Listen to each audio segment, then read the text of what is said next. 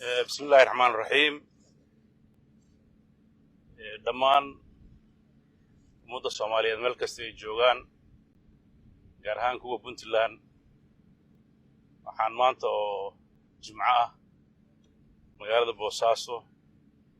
ku qabanaynaa war-saxaafadeed nuxurkiisu uu ku salaysan yahay wada tashi muddo 2 maalmood golaha wasiirada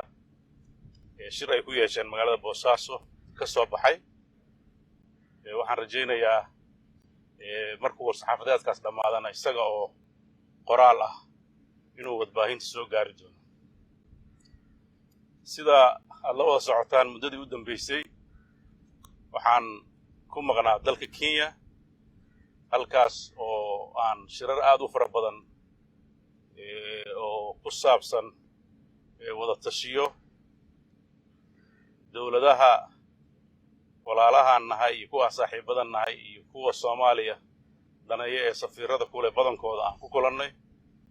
siyaasiyiin badan oo Soomaaliyeed oo heerar kala duwan isugu jira kuwa xilal hore soo qabtay iyo kuwa xilal hadda haya kuwa golayaasha ee labada aqal ku jira iyo dad fara badan oo danaha Soomaaliya runtii walwal badan ka hayay ayaan halkaa ku kulannay. waxaan sidoo kale ku kulannay madaxweynaha dowladda Jubbaland iyo madaxweynaha dowladda Koonfur Galbeed oo labadoodaba xilligaas aan jooga halkaa ku sugnaa. waxaa runtii soo taraya walaac badan oo ku aadan mustaqbalka arrimaha Soomaaliya iyo meesha ay hadda marayaan. sidaad la socotaan dalkeennu 30 sano ee u dambeeyay wuxuu ku jiray xaalad runtii marxalado kala duwan ah, xaalado dagaalo sokeeye ay dalku haleeleen, dadka Soomaaliyeed badankoodu kala irdhoobeen, dhiig fara badan oo ku daatay, tacadiyo badan ay dhaceen. waxaa markiiba barbar socday waxgarad fara badan iyo dad badan oo Soomaaliya u soo gurmaday oo ka shaqaynayay sidii wixii dhacay looga gudbi lahaa, waxyaabihii sababay loo soo afjari lahaa, dib ay dalku u qaban lahaa. waxaad ogtiin 10 sano ee u horreeyay Soomaaliya shirarkii dhacayay laguma guulaysan unug dowladeed oo amba qaadi kara. 2000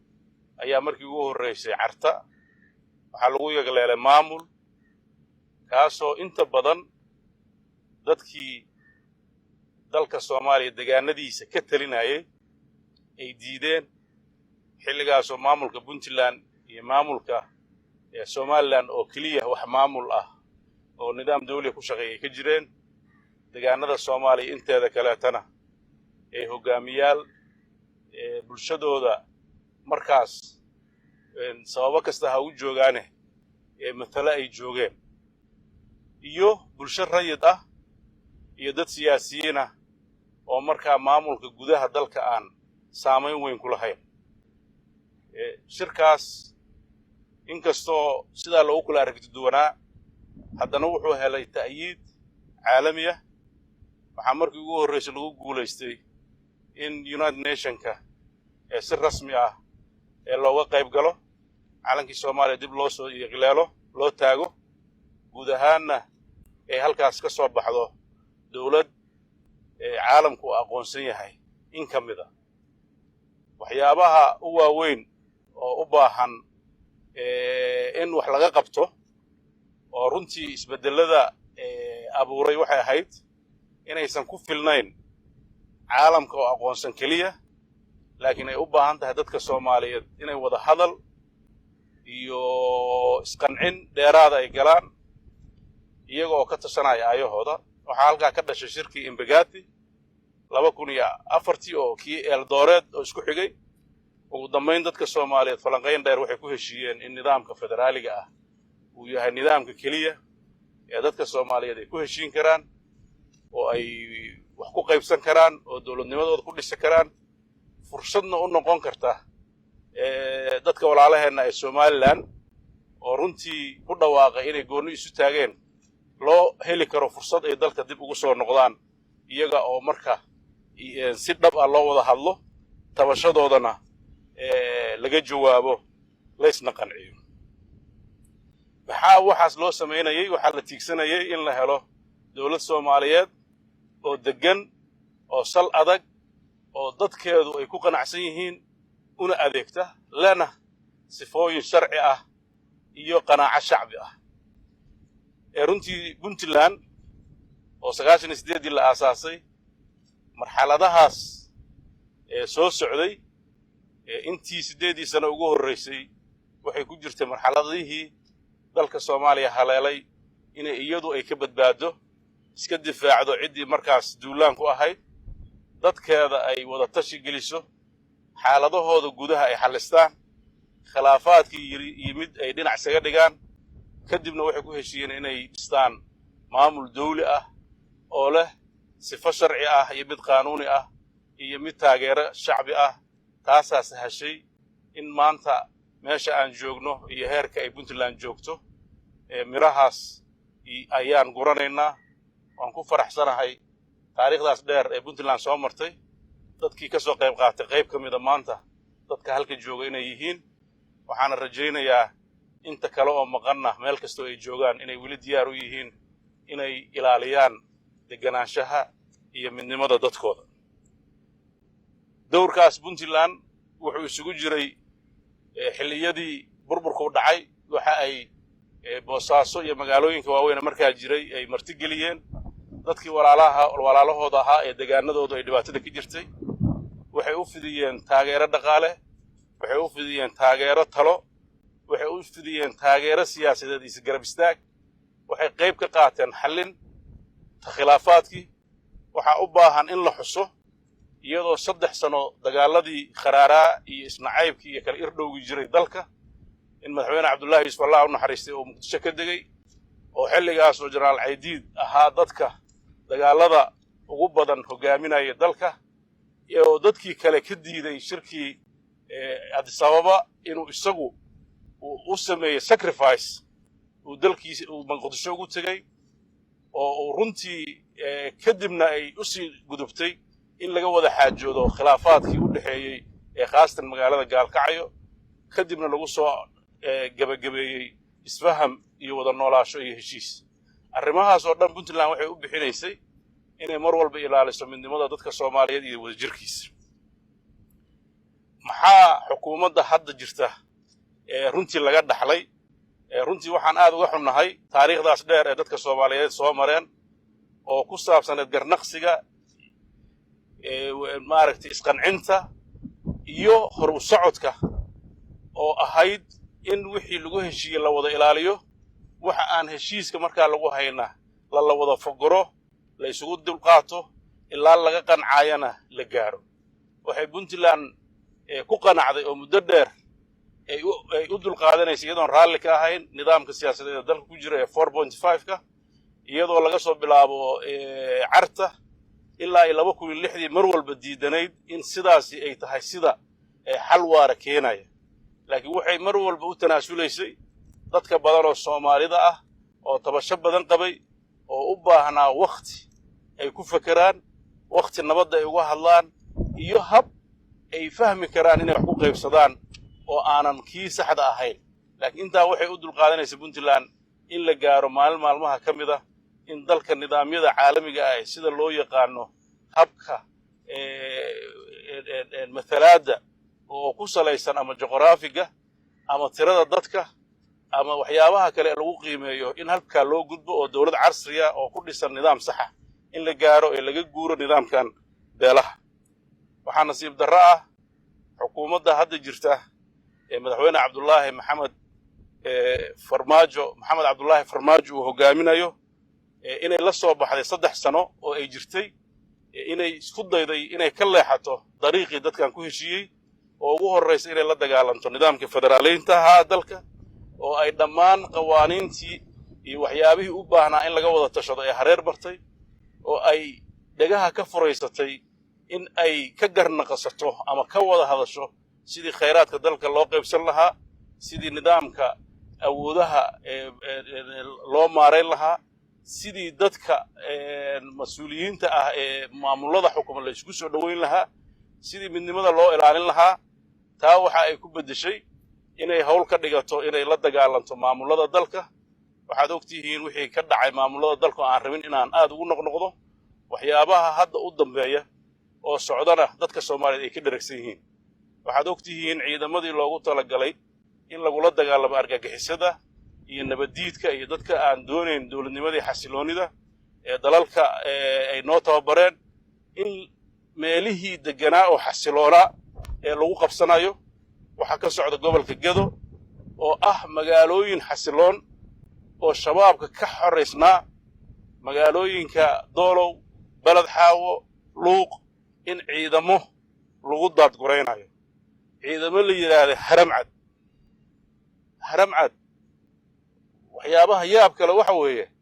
haddii haramcad loogu talagalay inuu ariga reeraha uu dawacada cunaysa ka cunana oo shabaab loogu talagalay tare ahaan lahayd laakiin haramcad xoolihii iyo dadkii cunaya runtii waa arrin aan fiicnayn suurad xun ka dhalinaysa Soomaalida dhexdeeda oo abuuraysa nidaam dadka Soomaaliyeed ay ka soo doogayeen oo ah in qor caaradiisa la isku maamulo arrimaha noocaas runtii waxay walaac gelinaysaa Puntland sida hadda wax ku socdaan hadday ku sii socdaan waxaan halka marka jeclahay falanqaynteena oo qoraal iyadoo soo bixi doonta aan ka soo jeedinayaa waxa ay xukuumaddu isku raacday inay bulshada reer Puntland u soo jeediso in la isugu yimaado shir wada tashi ah oo looga tashanayo aayaha Puntland iyo mustaqbalka Soomaaliya sidii u ekaan lahayd iyo waxyaabaha caqabada ku noqday dawlad dhiska dalka Soomaaliya sidii muwaaqif midaysan uga qaadan lahayd waxay xukuumaddu ku baaqday in 15 bishii saddexaad 2020 magaalada Garowe la isugu yimaado shir wada tashi ah oo ay ka qayb gali doonaan dhammaan golayaasha dawladda heer federaal iyo heer state waxaan ugu baaqaynaa xubnaha labada gole ee dawladda federaalka u matala Puntland inay shirkaas ka soo qayb galaan waxaa sidoo kale ugu baaqaynaa siyaasiyiinta reer Puntland ismada reer Puntland waxgaradka aqoon-yahanka ururada dhalinyarada iyo bulshada iyo cid walba oo danaynaysa dalka mustaqbalkiisa shirka wada tashiga ah waxaan rajaynaynaa in uu noqdo mid si wanaagsan loo abaabulo oo ay ka soo baxaan waxyaabo udub dhaxaad u noqon doona adkeynta midnimada reer Puntland iyo dowrka ay ku leedahay reer Puntland dib u dhiska dalka Soomaaliya sidoo kale waxa ay halka baaq u soo jeedinaysaa xukuumadda Puntland ee dawladda federaalka ah madaxweyne Maxamed Cabdullaahi Farmaajo iyo ra'iisul wasaare Xasan Khayre oo ah iyo labada gole ee baarlamaanka in ay dib u milicsadaan hanaanka dawladdu ay ku socoto oo ay wada tashiga iyo falanqaynta arrimaha xasaasiga ah ay ka wada shaqeeyaan inay ka waantowdo waxyaabaha ay ka sameynayso dadka Soomaaliya dhaxgalada aan fiicnayn iyo dhaqaalihii dalka oo lagu burburinayo sidii nidaamka dawladnimo loogu ciyaari lahaa waxaan kaloo halka baaq uga direynaa xukuumadaha dawladaha xubnaha ka ah dawladda federaalka ah oo iyaguna aan rajaynayo badankoodu inay marayaan marxalada aad u adag oo ay badankoodu wajaheen marxalada dhaqaale iyo kuwo amni iyo dhulkooda inta badan ay argagixiso ay joogto waxaan la qaybsanaynaa dhibaatada haysata waxaan diyaar u nahay inaan kala qayb qaadano sidoo kale waxaan ku boorinaynaa inay iyaguna kaalin ka qaataan isu keenidda dadka Soomaaliyeed ee hadda xaalkiisu uu adag yahay waxaa sidoo kale baaq u direynaa siyaasiyiinta iyo waxgaradka dadka Soomaaliyeed meel kasta ay joogaan inay qadiyadda Soomaaliyeed oo waqti badan la soo baxshay oo maal iyo waqti miir badan oo ku soo baxay oo bulshada caalamku hadda intii aan ka soo arkay ay quus taagan yihiin oo aan ka baqayno in qadiyadda Soomaaliya dhagaha laga laabto dadku xiiseyn waayaan intaa in ka badan inay u muuqato dhaqaalihii iyo cashuurihii dalalkooda ay ka keeneen in god lagu gurayo waxaan u baahannahay arrimahan cakiran inaan ka baxno waxaan u baahannahay heshiis adag oo dhab ah oo aan cid iyo koox iyo qof uusan ku xadgudbi karin oo la ilaaliyo waxaan ugu baaqaynaa dadka Soomaaliyeed iyagana diyaarna u nahay in ay iyaguna arrimaha Soomaaliya ay ka tashadaan oo annaguna aan diyaar u nahay inaan taladaas qayb ka ahaano meel kasta oo lagu qabto iyo goob kasta weliba haddii nalaga codsado aan diyaar u nahay inaan deegaanada Puntlandna aan ku martiqaadno sida ay u tashanayso reer Puntland dadka Soomaaliyeedna inay u tashadaan waxaan mar labaad aan rajaynayaa in ay baaqan cid walba uu ku socdo ay si waafi u dhagaysato ay garnaqsato aysan ka qaadin colaad hor leh bal ay ogaato in ay si dhaba inaan maanta hadalno waxaan ugu kallifay wax badan ayaan madaxda dowladda Soomaaliya la hadalnay wax badan ayaan xiriir la sameynay wax badan ayaan aan ka codsanay in sida lagu socdo wax laga bedelo laakiin waxa muuqata aamuskeena inuu dhibaatada qayb ka noqday oo annaga ruuxadeena loo qaatay inaan raalli ku nahay sida wax u socdaan marka Puntland inay cadayso waxa socda inay raalli ahayn golayaheedii xukuumadda ay u matalayay mas'uuliyadda fulinta lahaa ayaa go'aankaas qaatay waana rajaynaynaa golayaasha kale ee dowladuna inay sidaas oo kale dareenkooda uu cabiran yahay maxaa yeelay xukuumaddu markii go'aankan ay qaadanaysay ma aha wax iyada ka soo fulay waa dareenka shacabka iyo talooyinka nooga imaanayay ama xubnaha baarlamaanka ama dadka kaleeto ee maaragtay mas'uuliyiinta ee dalka joogay iyo waxgarad fara badan oo runtii iyaga naftarkooda walaac qaba ugu dambeyn waxa hadalkay ku soo koobaya in dadka reer Puntland meel kasta ay joogaan ilaaliyaan midnimadooda wadajirkooda ilaashadaan wanaagga ay haystaan dowladooda ilaashadaan horumarkooda ilaaliyaan waxaan halka baaq uga dirayaa dhalinyarada Soomaaliyeed ee waayadan dambe aad khibradda ugu yeeratay xagga media waxaan baaqayga aan oranayaa ciidanka dad difaaca maaha kuwa qalabka sida ee militariga iyo hubka sita kaliya wuxuu u baahan yahay dadka Puntland dad difaaca oo afku difaaca waxaad ogtihiin casriga hadda jira ee media wuxuu lagu soo siiday waliba dowladda Soomaaliya adeegsataa askar fara badan oo si xun u dhaqmaysta oo media gashay oo dhalan habaabinaysa dadkii public opinionka ra'yigiisa oo fidna ka shaqaynaysa oo waxaan jirin shaqo ka dhigatay lacagtii dadka Soomaaliyeed lagu horumarin lahaa waxaa lagu baabi'iyay arrimo kaleeto oo aan dalka wanaag u ahayn intaa marka aan ka tago waxaan rabaa qodob xasaasi ah inaan si gaar ah u ishaaro oo qodobka ku saabsan arrimaha waxbarashada runtii Puntland ma rabo inaan maanta halka ka sheego taariikhdeeda waxbarasho iyo meesha ay soo martay laakiin waxa ugu filan Puntland in dhammaan hay'adaha tacliinta ka shaqeeya ee Soomaaliya ay mar walba oo ay qiimeyn ku sameeyaan tacliinta Soomaaliya ay numberka koowaad siiyaan Puntland sida loo fidiyay hay'ada tacliinta sida loo maamulay iyo sida aanan eexda lahayn inta badan ardada Soomaaliyeed loogu xaqsooro xilliyada ama imtixaanada ay jiraan scholarship-yada Puntland macsuum maaha khaladaad uu dhici karaa muddo dheer laakiin waxaa sharaf ii ah inaan anigoo naftarkayga ka mid ahaan jiray dadka tacliinta ka shaqeeyay qiimaynteedana dad badan uga fiican waxaan qirayaa tacliinta Puntland inay meel wanaagsan oo lagu faani karo ay haysato oo ayna ka mid tahay waxyaabaha ugu waaweyn ama makaasibta ugu waaweyn ee Puntland soddonkaaga sare gaartay oo u baahan inay ku faraadegto arrinta ku saabsan shahaado sideedaba waxaan fiicnaan lahayd inkastoo aan ka xumaa inaan halkoo kale ku sharxo waa aqoonsasho ardaygaasi inuu fasalkaas imtixaan u fariistay muddadaasna uu soo dhiganayay macno kale oo ay leedahay ma leh waxaan la leeyahay shahaadada qaranka iyo wax ka jiraa ma jiraan wax qaran uu bixiyo uu leeyahay oo dadka oo dhan ka dhaxeeya baasaboorka ka jira in dadku aad u fahmaan way shahaadadu waxay ku xiran tahay hadba ciddaas gacanta ku haysa aniga oo madaxweyne ah ma bixin karo shahaadada iskuul ku yaala magaalada Baargaal saa waxba kama ogiye waxa bixin karo oo ogaan kara oo sixi kara macalinka iyo maamulka iskuulkaas jooga waxa la rabaa waxyaabaha yaab kale oo wasiirka waxbarashada federaalka Allah wuxuu leeyahay shahaado suur kama noqon karo hadday Puntland maamulkeeda waxa ay tiraahdo waxaas waa waxaas ay dawladda federaalka sheegaysa leedahay ma in aqoonsanin ma haddaan annagu fiirin waxa halka ka dhadhamaya nidaamka ah dalka in hal meel looga taliyo waxa halkaas uu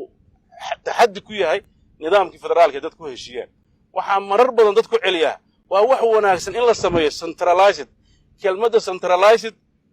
dalku waa markuu yahay xukun dhexe uu leeyahay dalkan waa decentralized waa federalism state walba shu'uuntiisa isaga u madax bannaan inuu maamusho dastuurkaana faraya marka laga tago lacagta dalka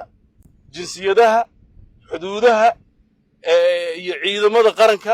afar qaybood baa lagu soo koobay inay dowladda dhexe leedahay waxa kaleeto wada shaqayn baa laga rabaa wada shaqaynta annagu maanta aan arkayno iyadoo dalka Soomaaliyeed manhaj midaysan uusan lahayn iyadoo dalka Soomaaliyeed standard tacliimeed oo isku mid uusan lahayn iyadoo dadka Soomaaliyeed waxa loo dhigayo aan shaki ka qabno waxaan maalin dhow idaacadaha ka maqlayseen nin jaamacadaha Muqdisho ka dhigayay oo la yiri wuxuu ahaan jiray al-shabaabka madaxdiisa waxaan noocaas annaga wax kuma darsan karno waxaan u sheegaynaa dhalinyarada iyo dadka Soomaaliyeed Puntland iyadoo dawlad Soomaaliyeed jirin ayay ardaydu ka garaaj jirin jirtay jaamacadaha dhigan jireen marka yaana lagu buuq lagu furin shahaado xamar laga bixiyo mustaqbalkiina kuma xirna taas ay inii sheegaya anana inii garanti gareynayna shahaadooyinka hadda xamar waa laga bixiyaa la yiraahdaa ee suuqyada bakaaraha xamar lagu gado waa ceeb in dawlad qof mas'uul ah inuu waxaas oo kale meel la yimaado waan ka xishoonnay inaan ka jawaabno waana ka digaynaa dadkeena in lagu jaha wareeriyo dadka noocaas oo kale in loo jawaabana ma mudna xaqiiqada marka loo hadlo marka waxaan rajaynayaa in dadka dhalinyarada oo aan si fiican u garanayo badankooda in ay dadaal badan leeyihiin jaamacadaha ay tageen kaalin weyn ka qaateen